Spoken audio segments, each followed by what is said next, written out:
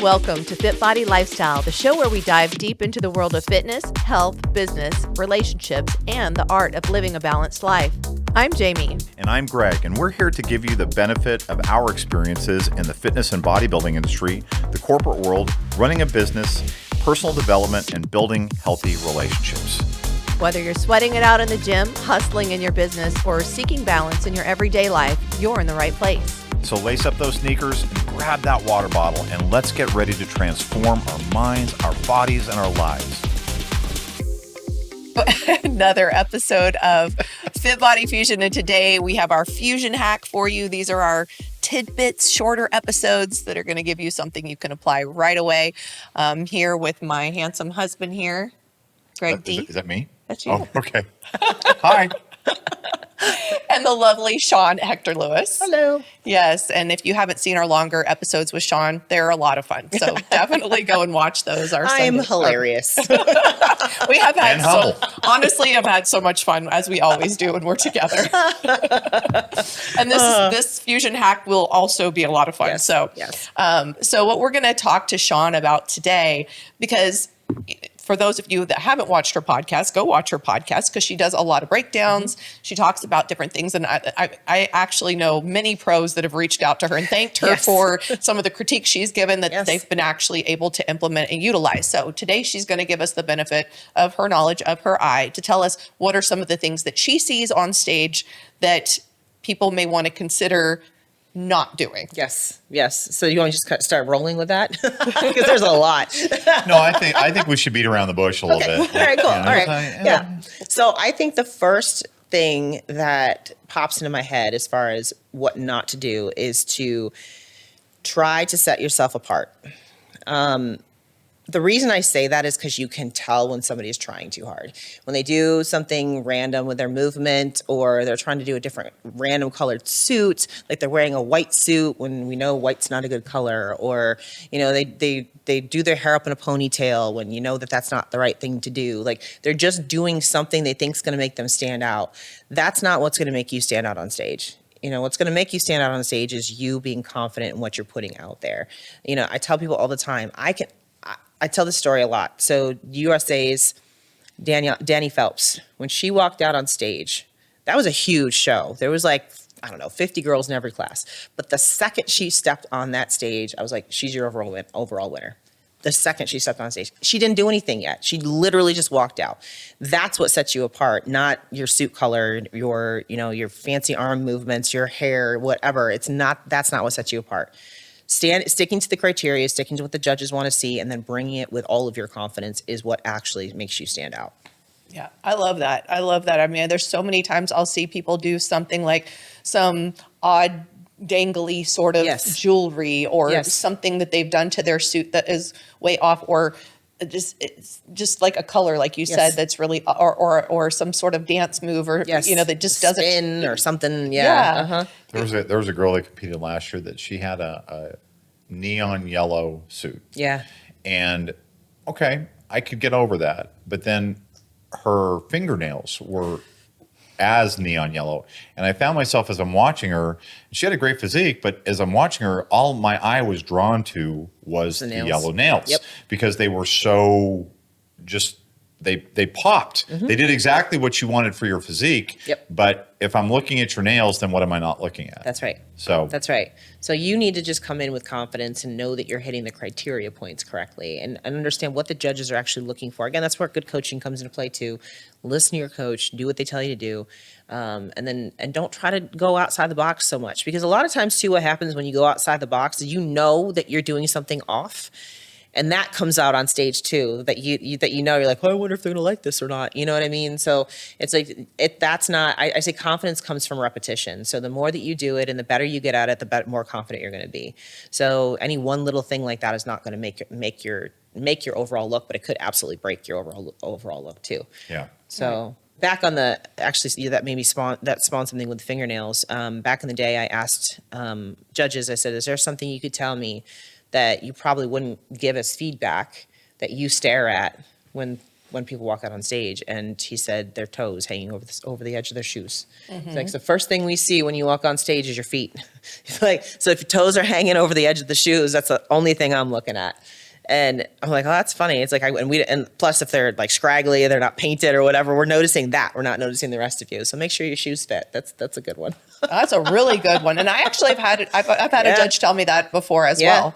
You know, so yeah, anything that's going to draw the eye away from the physique and what you're wanting them to see is something you want to avoid. So I think that's a great tip. You just actually gave that feedback to one of our athletes that was posing with, because her toes were hanging over, but the shoes were the right size. The toes were hanging over because she didn't have a pad up. I put a pad in there for her and helped her. Actually, we just literally did that this past weekend. Plus, she wasn't able to walk as well in them because of her feet were. I mean, I'm the same way. I have really long toes, so I bought 1,000 different pair of shoes, just making sure I get the right ones so that my toes don't hang over the edge. Personally, that's just a pet peeve, just personally.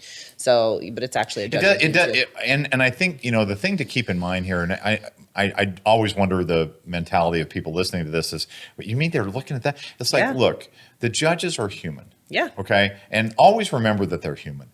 And if you have watched any television at all, even television that you don't want, like we watch The Bachelor, Bachelorette, we're watching a train wreck happen. You can't take your eyes off it. Okay. Because your mind just as a human is going to be drawn to those things. So don't give the judge, and the other part that I think we factor into this that we all know is that the judges are not looking for what's right with your physique. They're looking for the opposite. They're looking for what's not right of your physique, especially on the pro stage, because the distance between first and last is so small. So they're looking for the things that are not right, and don't allow the things that are not right to be things that you could have controlled. So color of your suit, fit of your suit, hair, makeup, nails, shoe fit. I mean, these are all things that you have the ability to control. The dangly thing, I mean, I do remember that show where that gal had the thing that I don't know, the chains that hung from her bracelet, and it was all you could see. Yes. Very distracting. Yes. All right. So what's the next thing that people can avoid? Not posing with a qualified posing coach long enough. One of the biggest things that I see with competitors when I pose them is when they get tired or when they get nervous, their old habits come out. So muscle memory is very, very strong. So what I'll do with girls is I'm posing them. We've got their new routine down, their new, comparisons, all that kind of stuff. I'll hold them in poses and see what happens. 9 times out of 10, they go into their old muscle memory from what they were practicing prior, if they've not been practicing with me long enough. I've seen it even, I have one client who literally has been posing with me for, 5 years at this point. If she hasn't posed with me for a few months, when she comes back, she's all the way reverted back to where she was prior to us ever posing together. And we have to correct everything again. Whatever you do when you are nervous, even or stressed or whatever, when you're in front of your posing coach, that's going to show up on stage. So you got to remember, it's not the first time that you run through your posing routine. That's not what's going to show up. What's going to show up is what happens when your body is full of anxiety and nerves from getting on stage. That's what's going to show up on stage. So people are like, oh, when should I start posing? Now. If you're thinking about competing, pose now.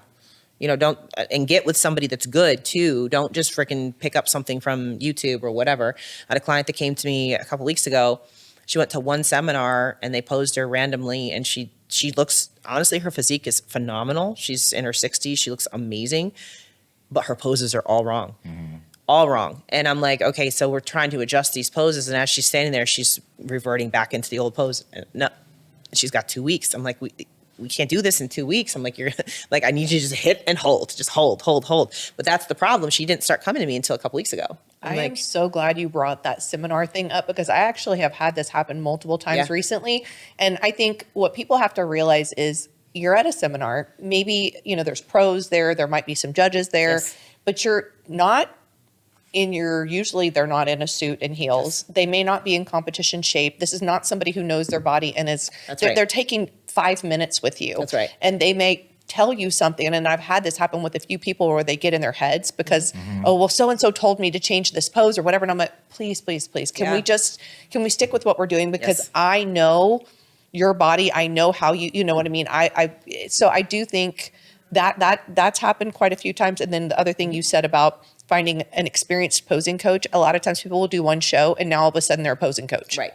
Yeah. You know, There's no barrier entry to become a posing coach. You can just say you are one. right. That's it. And I know sometimes athletes want to find somebody local to them, which I understand why, because it is nice to get to do it in person. But if you don't have somebody local enough that you can drive to that has that kind of experience, you can learn bad habits. And then by the time you get with an experienced posing coach, then they're dealing with exactly what you said, where they've got muscle memory that they've set from that original posing coach. Now you're trying to break habits. It's way easier to learn it right from the beginning than it is to break the old habits. I get girls that come to me sometimes that are new competitors and they're all nervous to pose for me. I'm like, listen, I would rather have somebody brand new, fresh, that hasn't done anything than somebody that's been doing it wrong for years.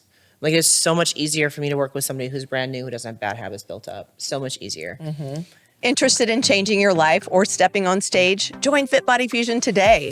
Experience the FitBody Fusion difference with tools, knowledge, and community support to reach your healthy and sustainable lifestyle. We guide thousands on their fitness journeys, from seasoned athletes to those who are simply seeking a healthier life. Our expert coaches provide personalized plans and unwavering support, empowering you to thrive. FitBody Fusion is more than just training. It's a community. We understand the challenges of solo fitness journeys, which is why we foster a supportive environment where members encourage and motivate each other. Join the FitBody Fusion community today and unlock your full potential. Head to fitbodyfusion.com to sign up for a free consultation. And do it today.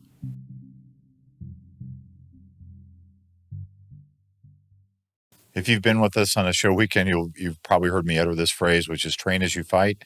It's a concept I got from the military in a big way, which is you've got to train it the way you're going to perform it on stage. And that means, and I know that we all have this experience of athletes doing a check-in video or whatever, and they're doing it 7, 8, 9, 10 times and they'll tell you, well, I'm sorry I'm so late getting my check-in to you today, but I wanted to get my video right. It's like, so you mean you're going to get do-overs on stage? Right. If you don't do it right the first time, is the judge going to say, no, you know what, that wasn't right, go ahead and do it again? No, that doesn't happen. So you've got We need to see the flaws. That's right. That's right. As much as possible, you've got to create stage conditions in your practice. That means turning your camera, and I think we've talked about this. If you're posing with your camera so that you can see it, or in a mirror, are you going to have a camera or a mirror on stage? No. So pose the way that you're going to pose on stage. I'm not saying don't practice in front of a mirror, don't practice in a camera, don't video yourself, but when you're posing for your actual submission, that should be back camera. You should not have a mirror there. You should not be able to see it. You should have a place marked on the floor where you know you're going to pick up the right camera angle and the right placement of your feet and your head, and create stage conditions as much as possible. Recognize the angles. If you're doing something in practice that you wouldn't do on stage, trust me, you'll do it on stage. And I would say also, a lot of people don't practice comparisons. They just practice routine, You're right. and that's it. And then when they get to comparisons, they get confused. You're absolutely right. Yeah, I see it all the time, and they don't even know how to walk to the back because they didn't practice that. You know, one of the things I have my clients do is I have them pull up pro shows on YouTube and listen to like Sandy and become one of the competitors that's on stage and actually pose along with as if they were that competitor. So then that way they know the pace, they know how fast they're going to go, how slow, you know, where they're going to turn, all those kinds of things. But most of the time they don't do that. And here's the thing too, I also relate this to other choreographed sports like ballroom dancing or ice skating or whatever. You wouldn't expect that ballroom dancer to walk out onto the floor and automatically execute their whole routine perfectly. So what makes you think you could do that? Like, they've practiced for months for that competition. Years. Why haven't you? You know, those ice skaters get to the rink at 4 a.m. to do their drills and do their turns and their whatever. I'm like, why aren't you doing that? You know, you think you can just show up and be better than them? No. I do want to insert one PSA on this, which is, I know we're talking about this. I know we tell you everybody to train as you fight, practice as you're going to pose. Also make sure you're balancing that with the other side. Because in your practice, if you're only practicing on one side, you're only posing on one side, it just builds in an imbalance. You don't go do yoga on one side of your body. You don't go train at the gym on one side of your body. So I just think that we need to insert that, because when we say practice on both sides, we don't mean, okay, for every 9 times I practice on my dominant side, I'm going to practice one side on my non-dominant side. No, you need to make that 50-50 because posing on the other side will actually help you pose better on your dominant side. It helps you learn your body. It helps you learn your the footwork. And once you've mastered the footwork, we're all big believers in this, start with the footwork. You get the footwork down, and then you can build everything up on top of it. He was my best posing coach. Was that right? Yeah, he was mean. Was I? No, I don't think Do so. it again. Do it again.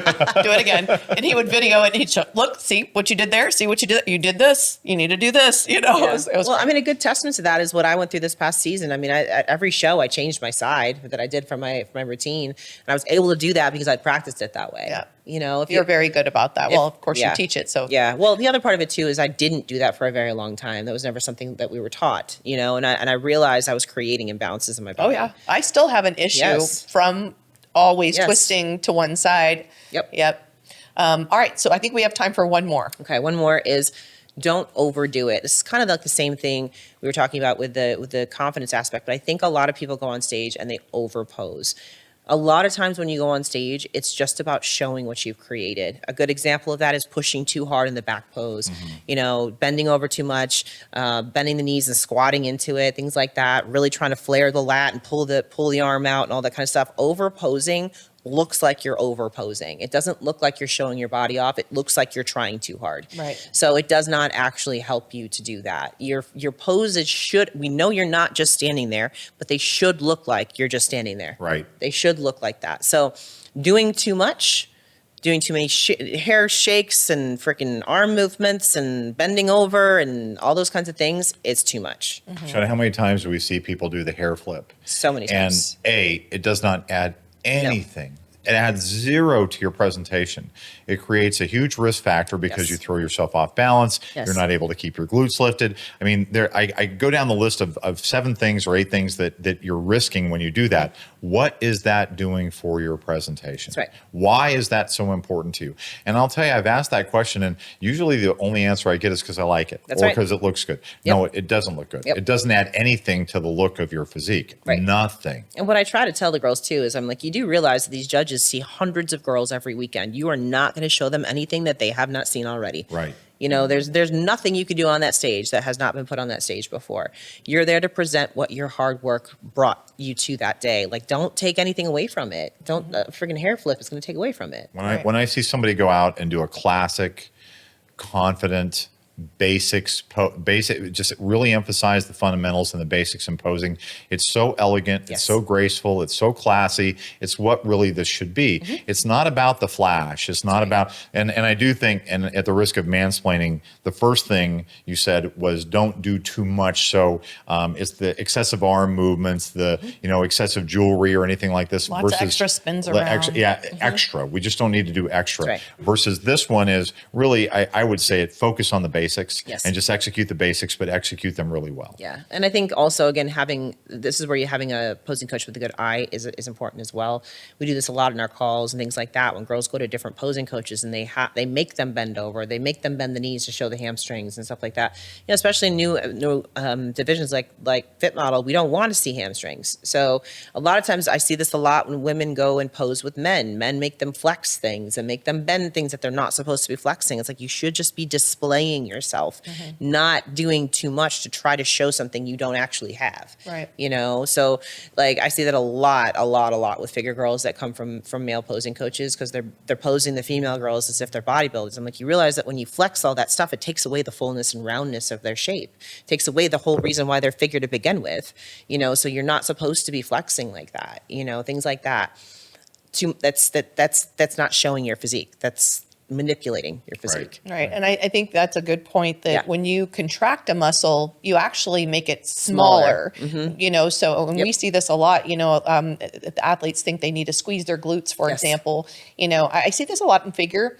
You know, they'll squeeze their glutes Yes. and then they kind of lose all the shape in the glutes. Like Agreed. that's not how we want to do it. And it's interesting when you talked about like the pushing back, which we see that Yep. too much in bikini, sometimes too much in wellness, sometimes because they really want to display. But what ends up happening is they flatten the center glute and they spread them wide. So instead of looking nice and round and bubbly, now all of a sudden they look wide and flat. and square. Yes. So, and square because we Yes. don't want to see square glutes. So it's really interesting, people are thinking they're showing one thing, but I do think, I think back to when I was starting to compete, I really didn't know what the judges wanted to see. I remember being very confused by the feedback and things like that, but that's where you really need that person that can interpret it and then help you figure out how to then, put that into place. The other big one I see is all the divisions that do a lat spread where the arms are way out, way further than the lats are. And it actually makes the lats look smaller than when, you should, like you said, you should just look like you're standing there and just the back just opens. And it's just, you're relaxed and your arms are just hanging, So I think that's really over from men's physique. And but where all the men's and we heard judges still talk. do it. We heard judges talk about this a lot. Is that and I think with the men's physique, the philosophy there is that they want to take up more space on stage, and so the bigger I get my elbows, then I'm taking up more space, and that's going to draw the judges' eyes to me. And it's like, if it takes away from your back, then the judge's eyes are going to be drawn to you. And it flattens the delt. The judge's eyes are going to be drawn to you, but they're not going to be seeing what you think they want to see. That's right. And so go with the posing that best suits your physique and the best fits the category. So, absolutely. And keep it simple. Keep it simple. Just show what you built. That's it. Kiss P. Keep it simple, Bikini, or Kiss B, right? Yeah. Keep it simple, Bikini. I think one of the reasons, and I know we're running out of time, but I think one of the reasons, like sometimes people are putting all these extra like hair flips and spins and whatever is because sometimes they're seeing what some of the top pros are doing. But I do think it's important for people to realize like they get about a minute on stage versus, NPC, you're getting about 20 seconds. So when you start throwing all those things, and plus they have a lot more time and experience. They've done this for a long time. They usually have a little bit more control so that they're doing some of these things, they can get away with it a little bit more. Plus they've got time to kind of to kill, whereas at the NPC you got to get in, show your best angles and get out. You don't have time to mess around. So, and I'm going to say one thing too, because I'm so glad you said that. You're not a pro. So don't pose like a pro until you're a pro. But every pro that's doing the routine that you're looking at and you're saying, wow, that looks really beautiful, know that for a fact that pro perfected their NPC routine before they built their pro routine. So execute the routine that's suitable for your division. Master that. Master that. Spend the time mastering it, and then you'll be able. And then when you get your pro card, then you can do your stuff. And know that they don't get extra points for anything. No, they don't. And they get the basics first. Again, going back to one of my clients that I have now, she before our first session sent me this whole routine of Tamika. She's like, I want to emulate Tamika. Like, you haven't competed yet. I was like, so every session she's asking me, well, are we gonna walk now? I said, no, we don't even have your front and back pose yet. I said, we got to get your poses first, then we'll work on those other things. I said, one at a time here. All walk, one at run. a time. Yeah, absolutely. I did a session with a brand new figure competitor this week, and I'm like, all we're going to work on is opening her back now. That's it. I did that and a little bit of footwork, and that's it for the first. I mean, it's you got to get those basics down, otherwise the rest of it's for naught. Absolutely. Yeah. Yep. All right. God, well, that's a lot, and that's good stuff. Shawn can be reached at fitbodyfusion.com, through Instagram. Do you want to give the Instagram names? Sure. So StageReady by Shawn is my business. My personal is ShawnCarla_IFBB Pro. I think I got it right. It's one or the other, backwards it's or forwards. It's either IFBB Pro Shawn Carla or Shawn Carla IFBB Pro. I could look right now. I could do that. You could search it either way. I know, right? Yeah, that's it. You'll find it. It's ShawnCarla_IFBB Pro. Okay, we got it that time. So if you watch maybe we should make that an Easter egg for people to find. If you can find the episode where Shawn designated something else, where I said my name wrong, leave that, like, comment, subscribe, leave your reviews, and let us know when Shawn said it differently. I love it. I think I got the like, comment, subscribe out there. You did good. All right. So we want to do the 3 Bs? Yes, be good to yourself. Be good to each other. And be safe. Take care, everybody. Thank you for tuning in to FitBody Lifestyle. We hope today's episode has left you feeling motivated and equipped to tackle your fitness goals, business challenges, and the daily dance of life. Remember to value progress over perfection. Life's tough enough alone. Find the chosen family around you to help you along the way. If you enjoyed today's episode, we'd really appreciate it if you would subscribe and leave us a review on your favorite streaming platform. And don't forget to follow us on Instagram at FitBody Fusion.